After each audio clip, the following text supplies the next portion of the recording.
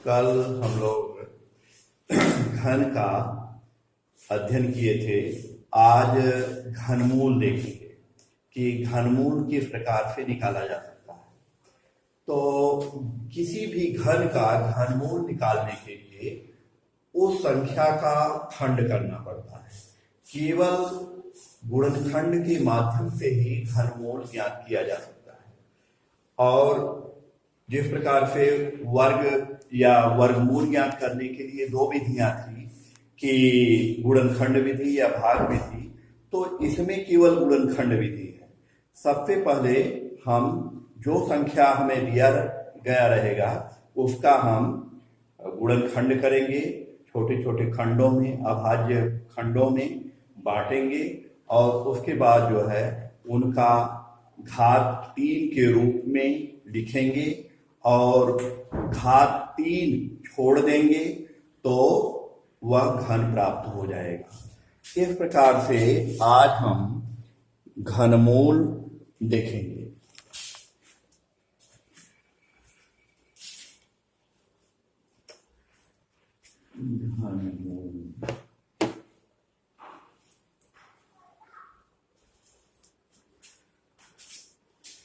घनमूल जैसे हम एक संख्या ले रहे हैं 125। 125 इस संख्या का हमें घनमूल ज्ञात करना है। इस संख्या का घनमूल ज्ञात करना है तो सर्वप्रथम हम इस संख्या का गुणनखंड करते हैं, अभाज्य गुणनखंड। जिसका अभाज्य गुणनखंड का मतलब जिसका और कोई विभाजन न किया जा सके तो वह अभाज्य गुणनखंड कहलाएगा। अगर किसी से ऐसी संख्या ले रहे हैं जो पुनः विभाजित की जा सकती है तो वह संख्या नहीं लेंगे। केवल अभाज्य जिसको कि पुनः विभाजित न कर सके। तो इस 125 का सबसे पहले हम खंड करते हैं।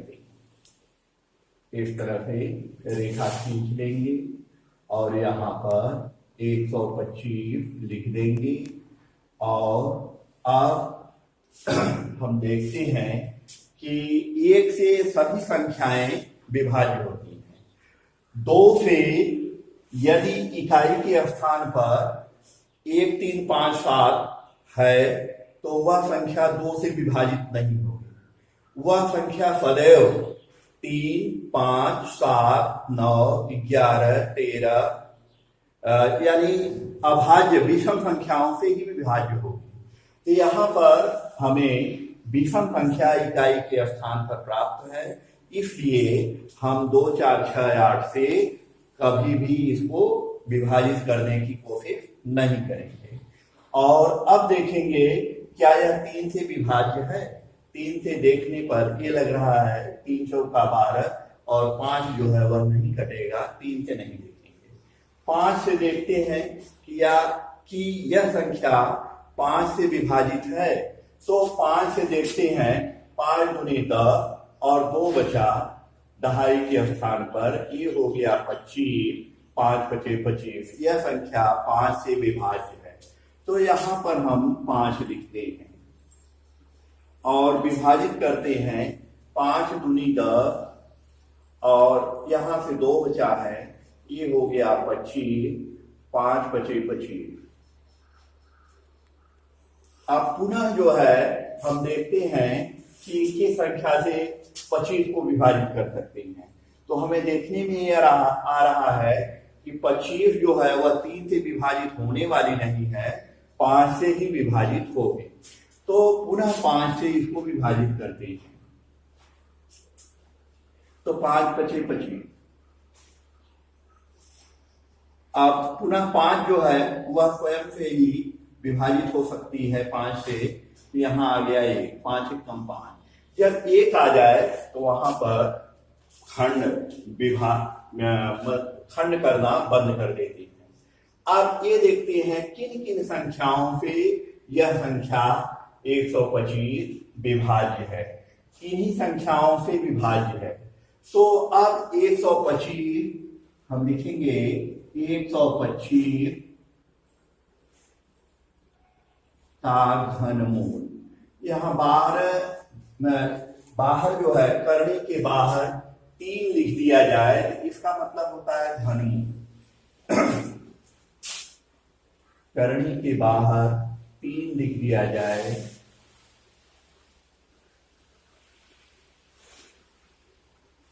इसका मतलब हुआ घनमूल।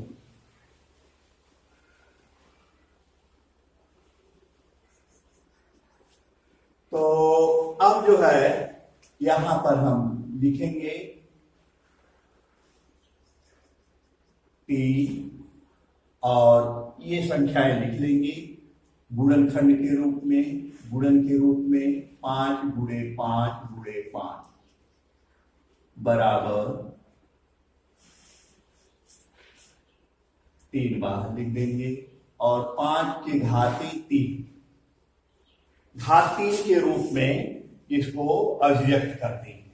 और अब यहां पर घात 3 जो है छोड़ देंगे तो यह करणी स्वतः हट जाएगी और ये हो जाएगा 5। घात 3 छोड़ने पर करणी हट गई और यह घनमूल ज्ञात हो गया, यानी 125 का घनमूल बराबर 5। इस तरह से यह घनमूल हम निकाल सकते हैं। तो आगे और कुछ एग्जाम्पल हम लेते हैं। हम दूसरा एक एग्जाम्पल लेते हैं।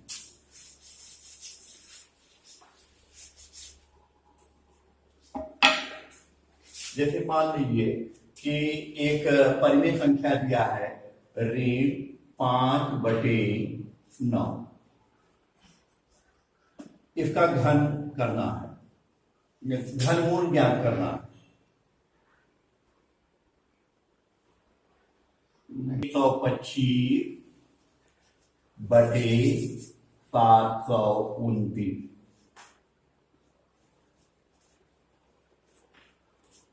ये एक संख्या लिए हैं ऋण 125/729 का घनमूल हमें ज्ञात करना है। तो सर्वप्रथम हम इसका खंड करते हैं। यहां पर खंड कर लिए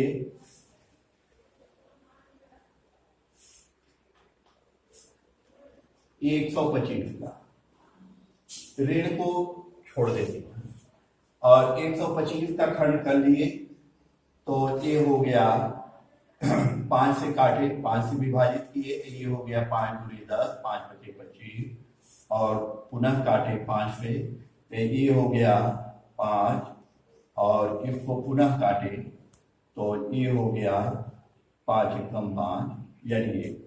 और 729 को इसी तरह से विभाजित कर लेते हैं तो 729। तो इसको जो है 3 से देखते हैं कि 3 दूनी 6, 3 चौका 12, 3 त्रिका 9, 3 से यह विभाजित हो जाएगा। तो 3 दूनी 6, यहां से 1 बचा, यह 12 हो गया, 3 चौका 12 और यहाँ 9 है, 3 त्रिका 9। अब पुनः 3 से देखते हैं, यह 3 से कटने वाली संख्या है तो 3 3 8 24 और 3 एकम 3। अभी भी यह 3 से कटेगी तो 3 दूनी 6, 3 सते 21। अभी भी यह 3 से कटेगी, 3 त्रिका 9, 3 9 27। अभी भी कटेगी तो इस तरह से 3 और 3 1 आ जाता है। तो इसका, इस संख्या का ऋण 125/729 का घनमूल होगा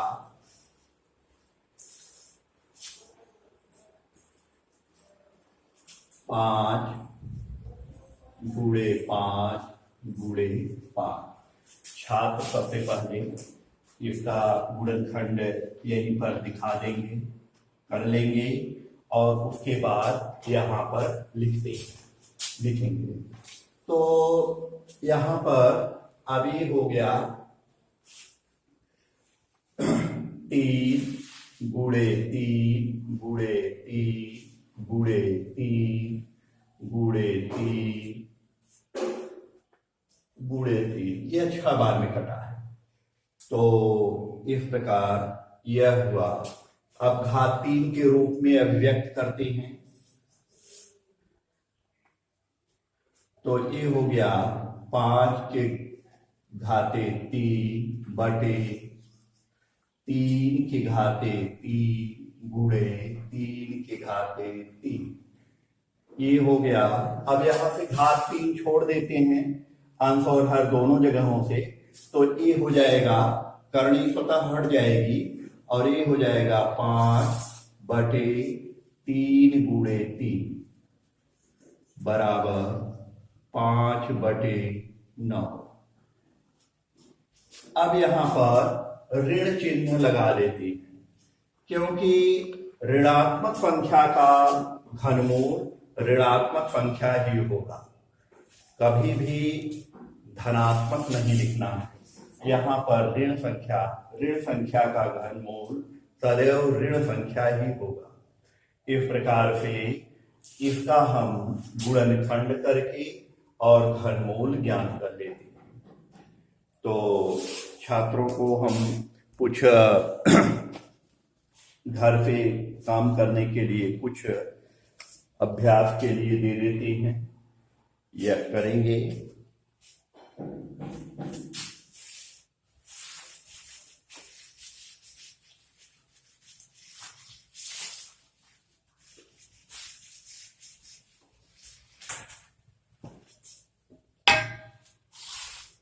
जैसे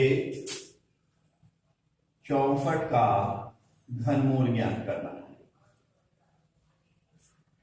64 का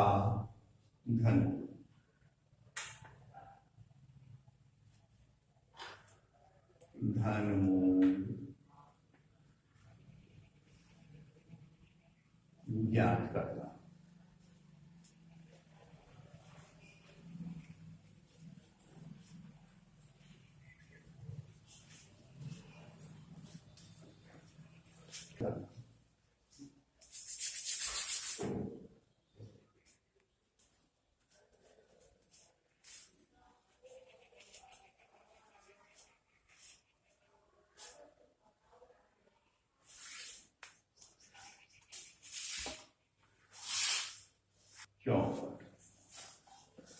दूसरा प्रश्न है 283। तीसरा प्रश्न है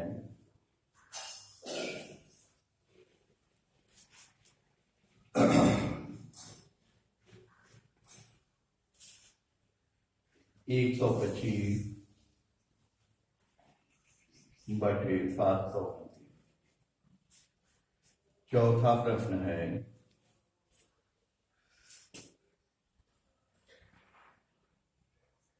1728।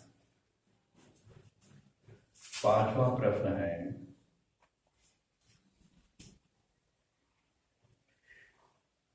3,63,000।